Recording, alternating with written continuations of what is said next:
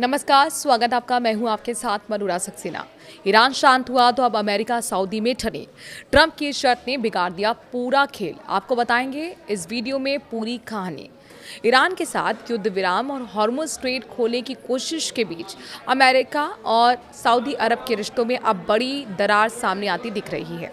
राष्ट्रपति Donald Trump ने Israel को मान्यता देने का दबाव बनाया, लेकिन सऊदी ने साफ इनकार कर दिया। अमेरिका और ईरान के बीच जारी तनावों के बीच अब एक नई जंग पर्दे के पीछे शुरू होती दिखाई दे रही है। इस बार मामला सीधे वॉशिंगटन और उसके सबसे पुराने अरब सहयोगी सऊदी अरब के बीच का है।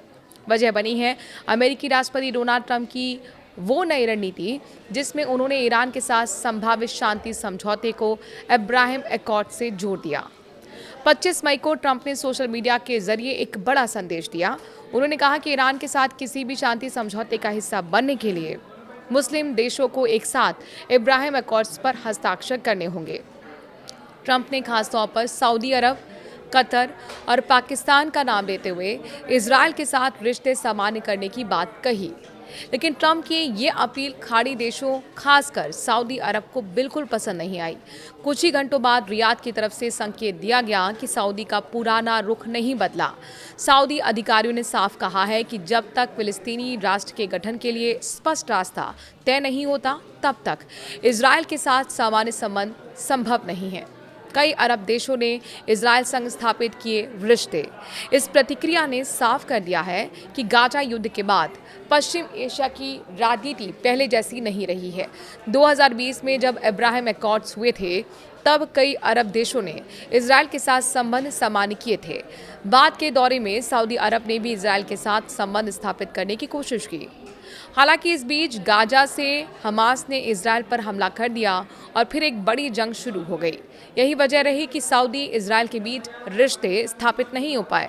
लेकिन मौजूदा हालात में सऊदी अरब किसी जल्दबाजी में कदम उठाने के मूड में नहीं दिख रहा। हॉर्मुज स्ट्रेट को लेकर सऊदी की नाराजगी सामने आई है। ये विवाद सिर्फ कूटनीति तक सीमित नहीं है, इसके पीछे हॉर्मुज स्ट्रेट को लेकर बढ़ता तनाव भी बड़ा कारण है। मई की शुरुआत में ट्रंप प्रशासन ने प्रोजेक्ट फ्रीडम नाम के एक सैन्य मिशन की शुरुआत करने की कोशिश की थी।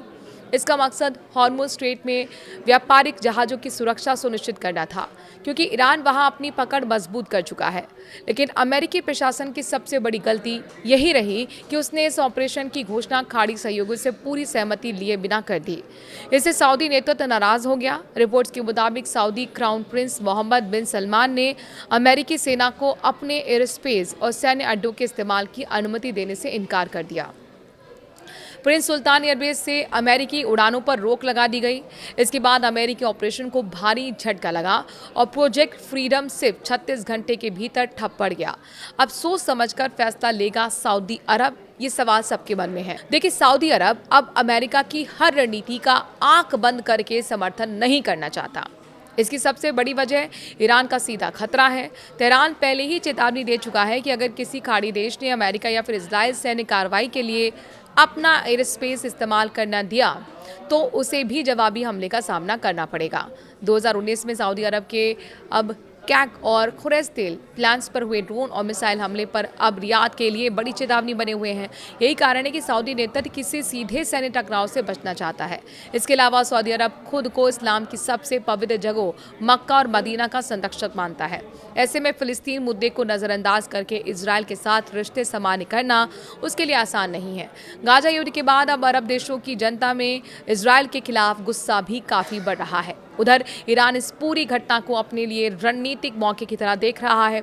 अमेरिका जहां एक बड़ा एंटी ईरान गठबंधन बनाने की कोशिश कर रहा है, तो वहीं ईरान खाड़ी देशों और वॉशिंगटन के बीच बढ़ती दूरी का फायदा उठाने में लगा हुआ है। जो विशेषज्ञ हैं उनका मानना है कि ट्रंप की अब्राहम एकॉर्ड्स फर्स्ट वाली रणनीति ने उल्टा असर डाल दिया है। इससे अमेरिका के सहयोगी देश ही असहज हो गए हैं और वो अपने सुरक्षा हितों को प्राथमिकता दे रहे हैं।